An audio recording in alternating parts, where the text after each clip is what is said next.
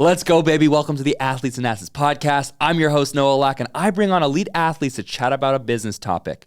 Whether it's venture capital, retail, sales, crypto, your favorite athletes know a lot more about business than you think. But how would you know that from just watching mainstream media? You're going to learn a topic of business here, but you're also going to learn a lot about the athletes themselves. Tune in. Please like, subscribe, give us a follow, because we're bringing the heat. Let's get it. 1, 2, 3, 4. I went to the University of Nebraska. I played the position of cornerback for 2 years. Action of the season tonight. We got hurt early in training camp, and Young launches one deep, and it's going to be picked off, intended for Jackson, and intercepted by Amukamara. Welcome to New York. Pretty good. I am here with Prince Amukamara, NFL champion, former DB for the Giants, as well as other NFL teams. It is awesome for Prince to join us. But hey, man, let's skip the small talk. Prince, rumors on the street is you have been elevated to a 4-star recruit in the Samba dance class rankings. Oh my gosh. Can you confirm these allegations? Are they true or false? Can you confirm or deny? Man, that was yesterday, man. Today my stock went up, man. I'm at 5, man. I'm a 5-star. Yeah, No yeah. way. What? Nah. Yeah. What gave you that? I gave more hit. What gave you that extra star? I gave more hit thrust in one of those classes. So you check out the dancing, my videos. I mean, it was on your IG, No, I know, and I I'm know, just I like, know. I'm just looking, and No, that's a fun and I class. just see you That's a fun class. going crazy. That's a fun class, and that's where, like, me and my wife, it's like a midday date for me and my wife. So we go to Lifetime here in Arizona, and so my wife goes to the dance classes there, and she became friends with the dance instructor.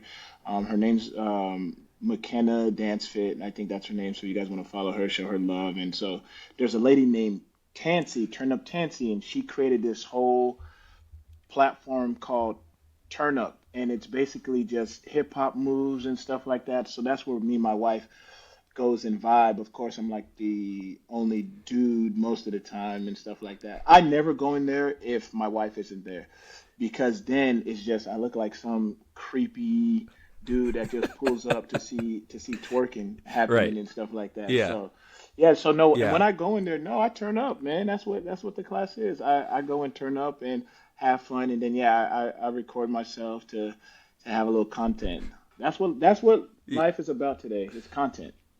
I think you left one key metric out there. You're not only like the only dude, but like the only dude like under 50. Right. Like, you look Right? like you- No, yeah, nah. It's thinking in that class, it's a whole bunch of moms. It's during the day, so moms go and drop the kids off at school, go and get their workout. So there's a whole bunch of moms, and there's some younger people there. But yeah, I'll be next to a 60-year-old doing a little whatever, crazy. doing some little shimmy, and she's right there with me. So yeah, man, it's all about energy. It's all about fun. Okay, well, look, I needed to let the people know that this was out there. On this podcast, we talk about side hustles and businesses, but this is a nice side hobby we had to shed light on. So glad we got that out of the way. But man, on this pod, we really talk about what you have going on off the field post-career. You are a licensed realtor. Correct. You're in real estate. You own Airbnb properties.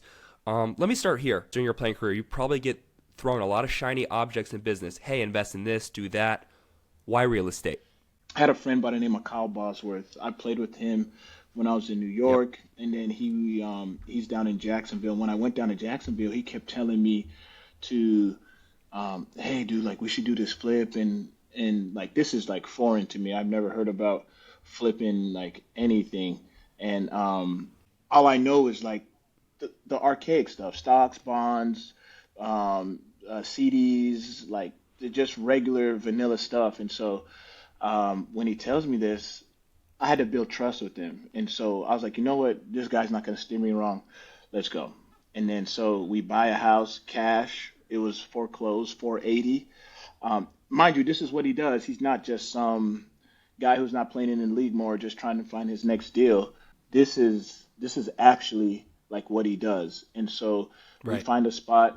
It is 480. We put 120 in it, 600. 120 was the renovation cost. and then we sell it for 843. Now my antennas are up. I'm like, oh shoot, this is what I can make.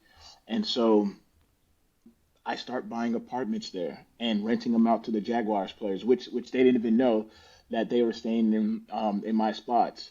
And then Really? They yeah, didn't even they didn't know? even know, yeah. And I like for it to be separate because then it's like, come on, Prince, like let me like cut me a deal. You Right. know what I'm saying? So Right, right. You got to separate church and state, exactly. you know. Yeah. Right. And then so that was back in 2017. And then when I leave there, I go to Chicago, and me and my wife, we start to figure out Arizona's going to be home.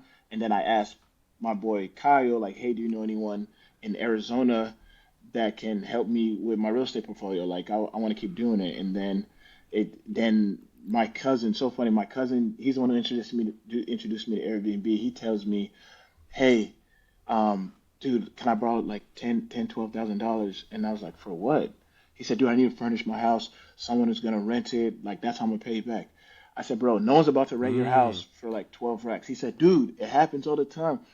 And then he finally gets a notification that says, hey, someone wants to rent. It was like for like 14,000, and it's because spring training is out here in Arizona, so a lot of people Right. come to stay, and it was actually a baseball family.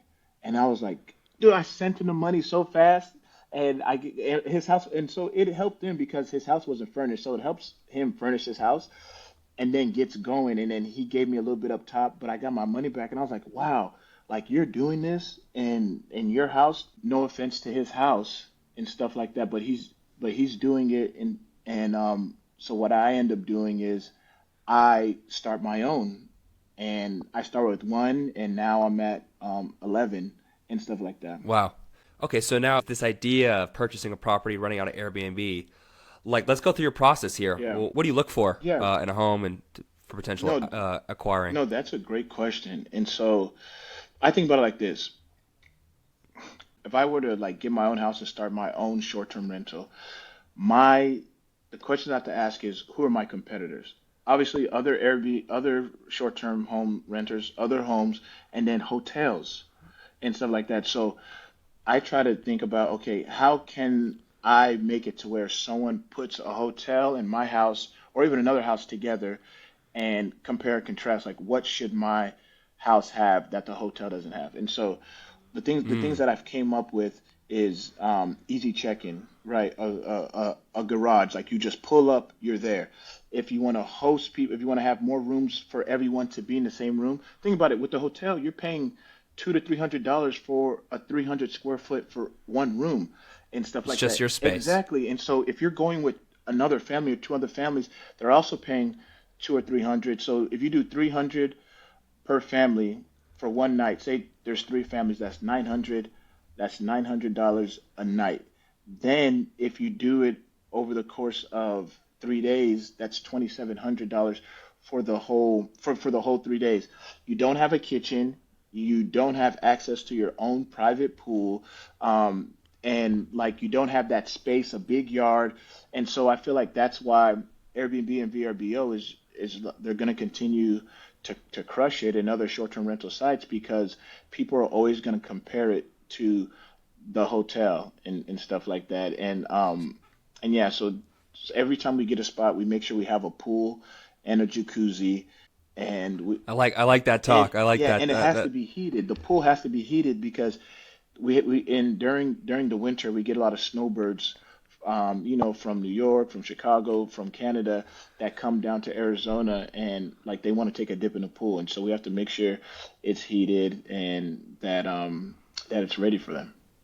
that's the details matter, Yeah, right? Hosting area, the yeah, garage, the pool needs to be heated. yeah, and that's another Um, thing you hit is the location. So people always ask like location, location. people always ask me why don't you do Airbnbs in other spots? Is because I don't know the market and I don't know what happens there. With Arizona, I know that during spring, right, we have Barrett Jackson, which is a huge car show. We have Barrett Jackson, we have Waste Management, which is the big golf tour, Yes. and then we have spring training, which like all the baseball teams, not most of half the baseball teams come down here and play. So like from like January through April, it is popping, and then from September to December, it's popping because that's when snowbirds and everybody come down here. So there's a little niche from like May to like June, where it could be dry season, no pun intended, because it's Arizona, but it is still being rented because now I have a big yard.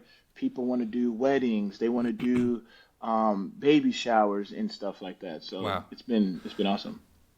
Yeah, so you're really targeting a place that's spacious. Obviously, you know the Arizona market, right? So the you have a great sense of the location, also the timing. Yeah, Waste management was right before the Super dude, Bowl. I know. Like that week, talk about that week. That Yeah, must have been so chaotic. no, it was crazy, and we learned a lot during that time because we didn't do as well as we wanted.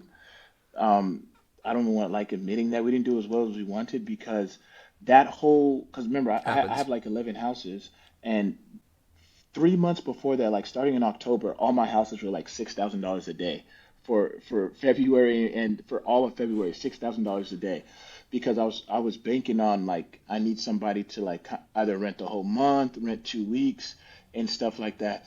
And so while people were booking, like I outpriced myself, and so by the time Super Bowl week came, everything was already gobbled up, and I didn't really get no hits. And so it was a learning Yeah. lesson that I learned. And if a big event ever comes out here again, I know what to do next time. But yeah, no. So I want to key on that because this learning is like super important. I think could be applied to other areas and stuff. The main factor that in terms of the pricing or in terms of your listings that you think you went wrong on, was it the gambling of the price, or was it a lack of marketing to list the property? What were some of the main factors It was that just went into it that? was how long I was staying at where I was at. So I left it at like there was another house I put at 11,000 per month. Like I was just being so greedy, like because I had offers. Someone wanted to rent it for 1,500 a day, 2,000 a day, and I'm like, no way. Like it needs to go more because I was looking at what was being asked of us like in the surrounding areas, and so I was just being greedy and stubborn, and I stuck to my guns, like 8,000, $6,000, 11,000 per night, and Right. and by the time I got off my high horse, like I said, everything was already taken, and nobody was interested in mine anymore. So if you're running out a Airbnb for let's say 1,000 a night, what is typical? Not I won't even ask about yourself. What is the standard market fee that goes to a leaser's pocket? Right. So when you put it out on any of the short-term rental sites, so say you want to do $1,000 a, per night or whatever, or just say it's $1,000 a night. That's including the nightly fee, and that's including the cleaning cost. So Airbnb adds their lodges, their taxes, and their percent. So you're gonna get what you asked for, and then well minus the percent that Airbnb takes, which is like 8%. But to the customer, you're not seeing $1,000. You're seeing maybe like 1,400 and stuff like that. And so and then after you have your expenses, which is usually just a cleaning fee for that day, then that's your payout. Got it. Got it. That's fascinating, man. Well, thanks for sharing. That's something that, like you said, anyone can do. I guess lastly, if I were somebody who wanted to get in the game, I want to get Airbnbs here in San Francisco or Texas or wherever I am, and I want to lease them out. Where's the first place to start? Like Um, cold turkey. I would say the first place would definitely have to be location. Okay. And then once you figure out the location, then you have to figure out, okay, like what's your budget, right? And if you want to do it solo, I feel like you can grow faster and it's kind of like less risk when you're working with somebody. But yeah, so location, then budget, what you want to pay for, and then yeah, and then after that, everything is just it's however you want to make it. I mean, you can even do it to where it's your own house. You can even lock up maybe a room or just lock up the closets or do whatever, and then you can just rent your house if you're going out of town for 2 weeks for spring break. Like you could rent your spot just like that. I mean, it's so simple. I mean, it's as easy as the other businesses like Turo and all that stuff. Like if you're leaving your car if you're going somewhere for 2 weeks and you're cool with somebody renting your car, like that person will rent your car for Right. the 2 weeks you're gone. If you have a car payment on it, I mean that takes care of the car payment for months or a couple of months. Absolutely. Absolutely. Now, let's transition here and get into this. This one is fascinating to me. You own a FedEx route. Yeah. I don't even know where to begin here. What does that mean in layman terms? So I tell everyone that the FedEx trucks that like the box trucks that go in your neighborhood that you see at the businesses, those are not owned by FedEx. Those are contracted out to other truck delivery companies that that FedEx paid to put their logo on their box truck. So you can own a route, you have a route, you have a route, you have like anyone, Yeah, Oprah yeah, style. right. Anyone can own a route and stuff, and you can start it too if you want. Like I think these routes are I think around like no more than 50,000 to start. You of course have to of course have to go through the whole interviewing process with FedEx and all that stuff. But yeah, so I purchased mine. It was already up and going, and you can just search FedEx routes for sale online, and there's a bunch of sites that are selling them. And so the route that I bought had already 18 trucks, and Okay. already had an established route. It went to residential, it went to commercial, and then I had to have a manager on there because again, like I'm just buying cash flowing companies. I don't know how to run it.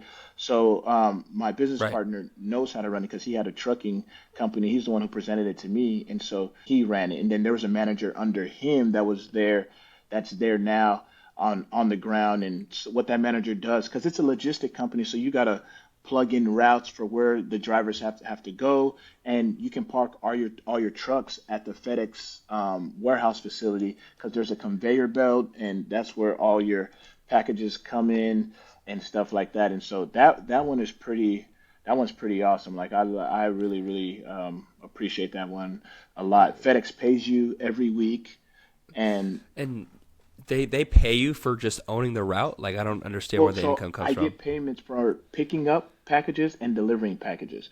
So picture Okay. like this. FedEx has all the customers, right? Anytime we want something shipped to us fast, like we use FedEx or we use UPS or whatever. The UPS is the only company that doesn't allow you to contract. It's only FedEx and Amazon. I buy something, FedEx gets all that information.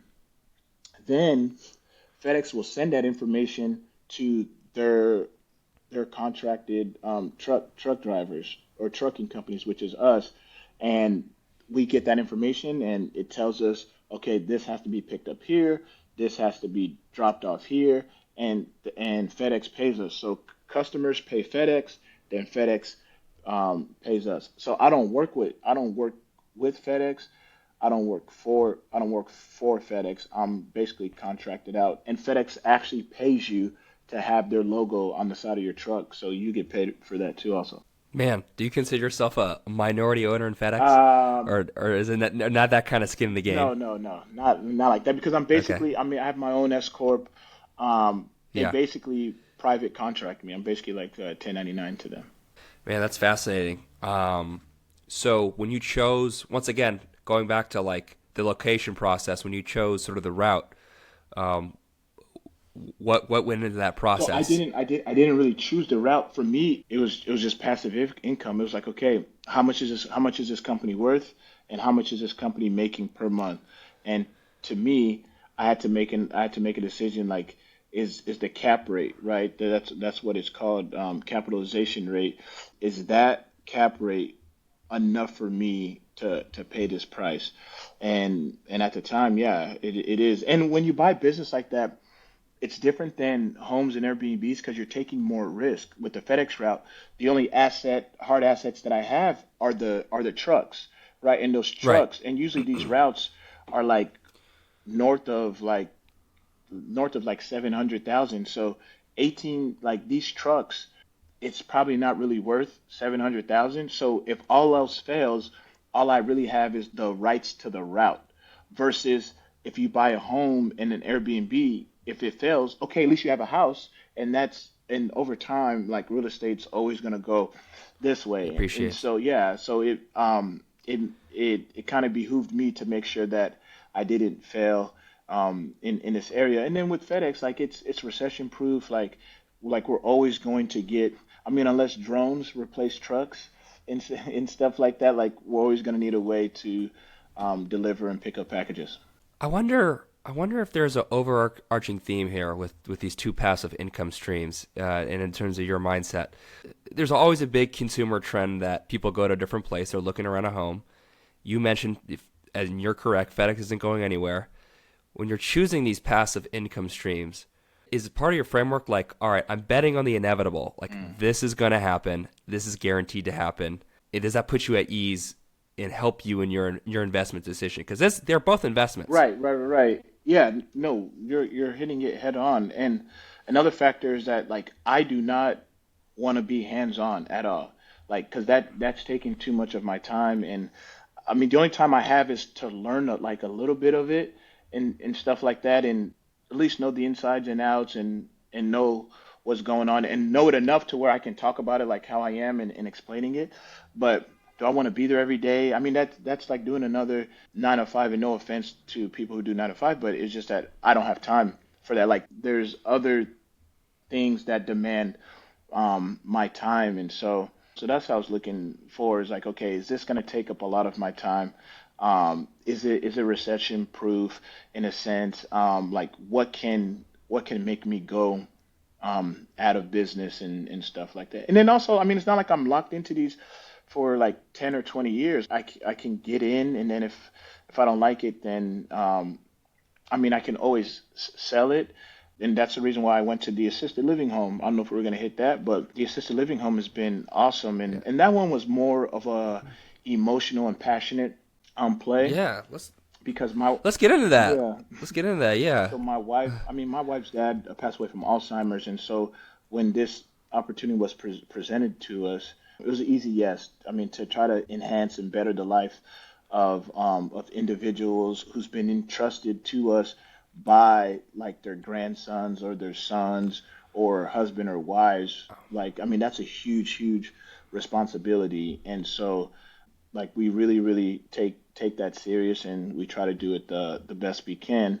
But on the other side of that, I mean, it's a great business. I mean, unfortunately, like we're all going to get old. If our significant other, if our family members don't have the means or the time to take care of us, then I mean, thank God for these homes that do have those resources. Is it the same model that you attack the Airbnb with, right? You own this assisted living home. You're here. You help renovate it. You make it better. You're helping. In turn, you're helping the lives of the gentlemen and ladies who are in the homes. And as a result, the value is appreciating. Exactly. And I'm getting the rent. We call them POAs, the power of attorneys. So the spouse or the family member, like that, we're getting paid from them to take care of their loved ones. And so that's the passive. Wow. That's the passive income. Yeah. Profit for a purpose. You're helping folks out. Yeah. You're putting food on the table. Everyone's winning. Yeah. If anyone on the street asks you, Prince, what are you doing? And you told them about this assisted living home investment, I think a lot of folks wouldn't know or be surprised. Are you the only athlete you know that's in this sort of niche investment? Or are there other athletes that you know or friends that are doing similar things? Yeah, that's a good question. This is fascinating. Yeah, no one comes to mind from the assisted living home part, but like the Airbnbs and the short-term rental, I would say 100%. There's the guy that comes to my mind right now is Devon Kennard, who I think you should for sure have on here next. I'd love to have him. Yeah, he's on here in Arizona, and I mean his wife's a realtor, and so he does a lot with financial literacy, and so he's teaching the younger generation and current players. The NFL has a program or policy to where for 401ks they'll do 1.5 match. So if the most we could put is 18,000. I think they'll put like 24 or like 26,000. Like guys. Oh, they match it the 1.5. Yeah. Guys over. Aren't doing that. That's pretty good. But guys don't do that. Yeah, guys. Really? Yeah, and so Devon makes sense. Devon, he talks about that and how like guys need to take advantage of that, and we should be doing that. So he talks about stuff like that because, dude, you would be so surprised of how many guys just have money like in their college checking account and stuff like they have. That's where they put all their football money in their college checking account and stuff like that, and then they just treat it like they're not paid, or they're not like, I don't know. I've always think, okay, like what is LeBron doing? What is Warren Buffett doing? What are these guys doing? Of course, I'm not there yet, but it's not bad to like think like them. So I remember like I always say, anytime guys want to fight or whatever, they think I'm holding whatever because I'm a DB. Like if they think I'm holding or doing whatever, like they want to fight and stuff. I said, no. I'm not fighting you. Like I'm gonna go get my I'm gonna let our lawyers are gonna fight. Like, dude, Warren Buffett Right. and Bill Gates, they're not fighting. Like these people, like why are we fighting? Like no, I'm gonna go get my lawyer. Like it is a joke that I always say, but it reminds me that like I should like Different mindset. yeah, You're a different mindset. professional. Yeah, like You're a like, professional. man. Hold yourself to the highest standard. Come on. You want to be LeBron, Warren Buffett. They're not fisticuffs. Yeah. It's you have a team around you, and Exactly. it's the standard you hold yourself to, and it's who you want to be. 100%. Exactly. Yeah. Yeah, that's a great way to look at it, and it's fascinating. I'm just wondering if the Nebraska dining hall ever wondered why you had 40 million dining points when you went to. Oh my God. The Dining home, man, that was a great place. Oh man, well, I appreciate you breaking all that down. It's pretty sweet, and 3 fascinating passive income categories that I think we need to shine more light on. So I appreciate you chatting about that. Hard pivot here, though, Prince. All right. We got to end the pod talking about what you're listening to, what's in your playlist. What are you listening to on the way to the new furnished assisted living home? Right. That's a good question. Dude, it's so funny. I would always get my music from the locker room, and so I haven't been in the locker room in so a while. So I'm kind of like, so now I just try to, anytime I hear something, I just Shazam. But I would say, dude, of course, Drake, Future. There's a band called Maverick City that I bump a lot. I like listening to podcasts, Athletes and Assets. But dude, there's also one. Let's go. There's also, dude, The Pivot. I listen to The Pivot. Pivot's good. With Ryan Shanning and Freddie T. I Am Athlete with my boy Brandon Marshall. And then there's one where it gets my creative juices flowing. How I Built This by Guy Raz. And Yep.